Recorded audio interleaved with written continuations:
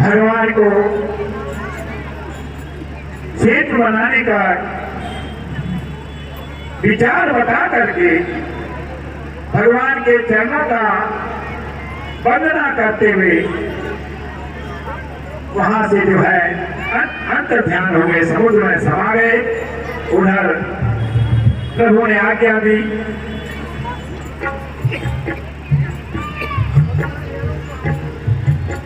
कि जाओ हे सुग्रीव, अपनी सेना को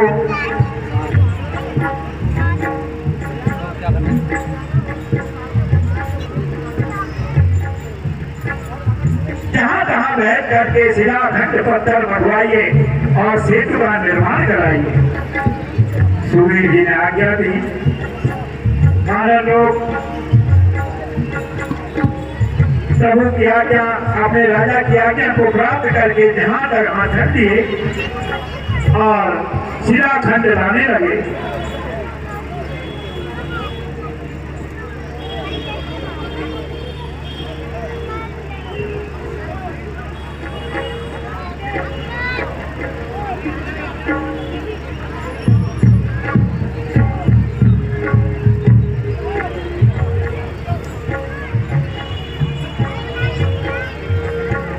सभी बालक शिलाखंड पत्थर ला करके नवनीत को देते थे।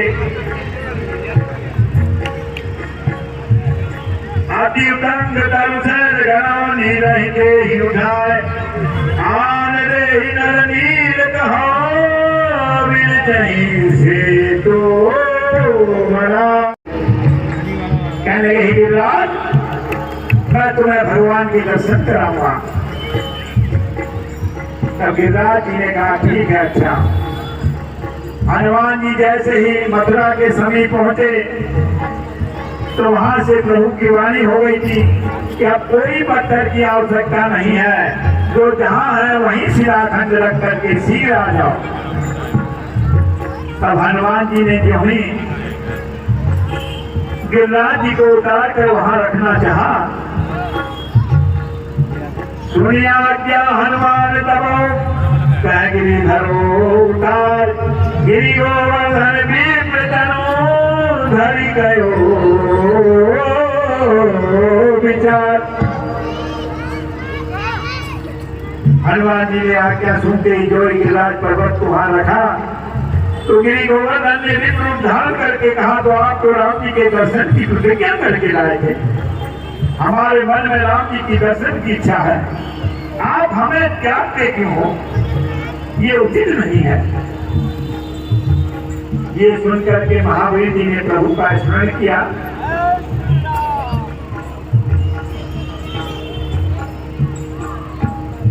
प्रभु हनुमान जी की वाणी को समझ गए और कहने लगे, रघुपति काया हूँ कहो तुम जाई, रघुपति काया कहो तुम जाई।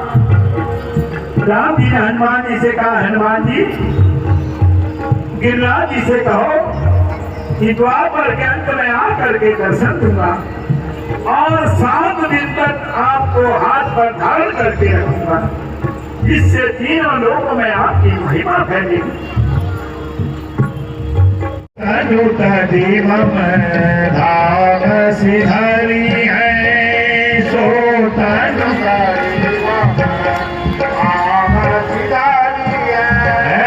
जो गंगा जल आन। सेतुबंध जी की स्थापना हो गई, रामेश्वर भगवान की।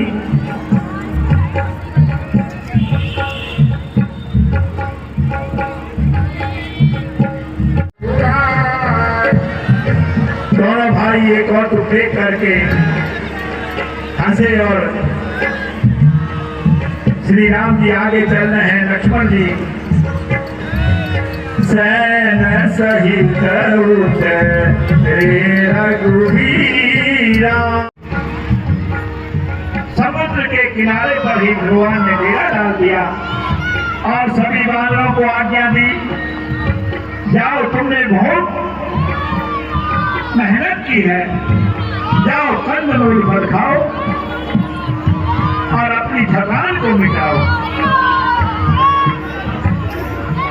प्रभु की आज्ञा पाते ही रीछ बानर इधर उधर दौड़े और कंदमूल पर खाने लगे।